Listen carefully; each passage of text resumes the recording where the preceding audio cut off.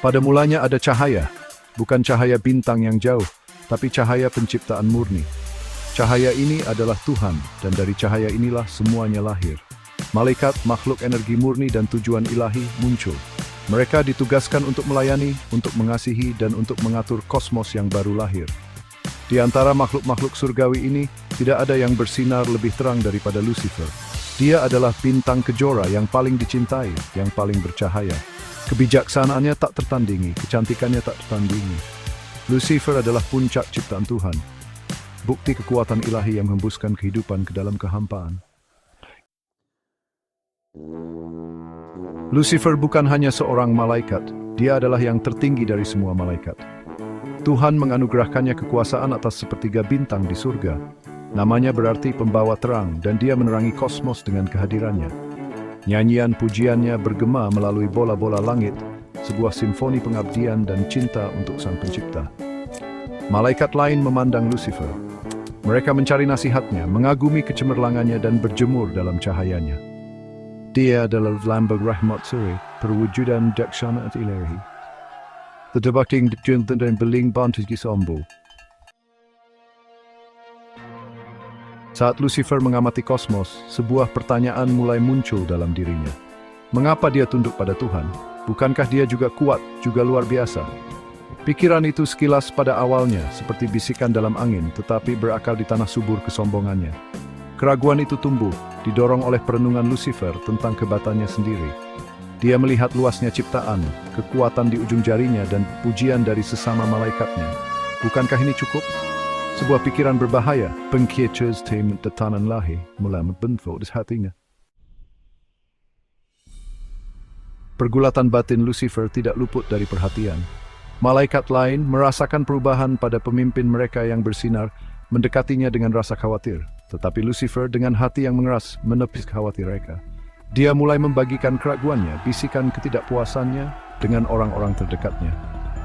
Beberapa mundur, esensi mereka ditolak oleh penghujatan.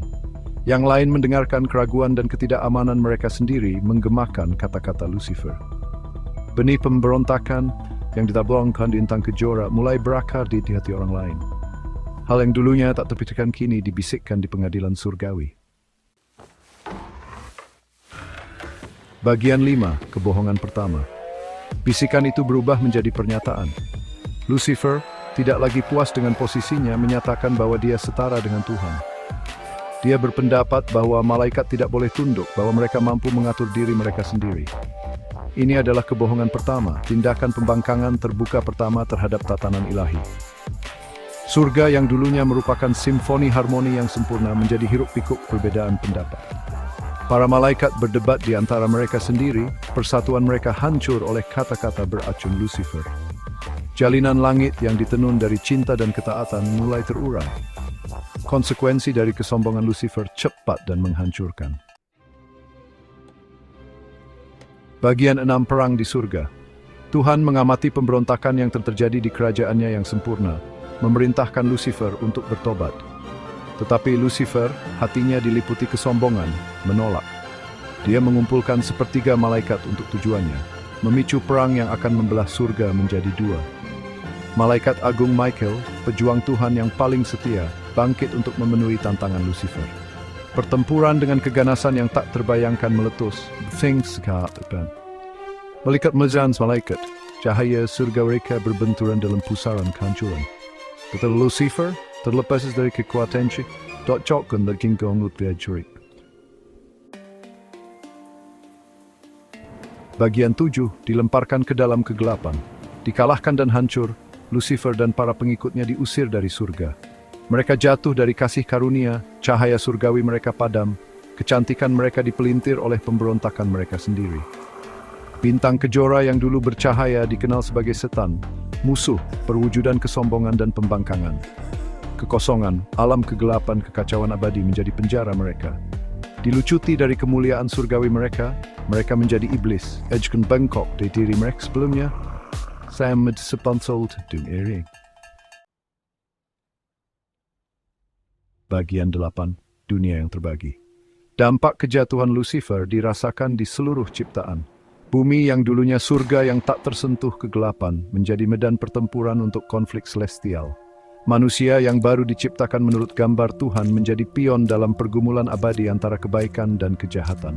Lucifer, sekarang setan, bersumpah untuk merusak ciptaan Tuhan, untuk menggoda umat manusia dengan kesombongan dan ketidaktaatan yang sama, yang menyebabkan kejatuhannya sendiri. Maka dunia menjadi permadani yang ditenun dari cahaya dan bayangan, sebuah panggung di mana drama kosmik kebaikan versus kejahatan terus terungkap. Bagian 9, Bayangan Abadi. Bahkan setelah ribuan tahun, bekas luka pemberontakan Lucifer tetap ada. Setiap tindakan kebencian, setiap contoh kesombongan, setiap bisikan keraguan, menggemakan kejatuhan bintang Sang Kejora.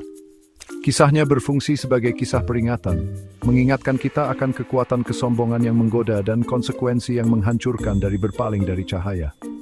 Namun bahkan dalam menghadapi kegelapan seperti itu, ada harapan.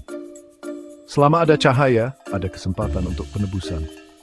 Dan selama kita memilih untuk merangkul percikan ilahi di dalam diri kita, kejatuhan Lucifer akan berfungsi sebagai pengingat terus-menerus akan pentingnya kerendahan hati, cinta, dan iman yang tak tergoyahkan.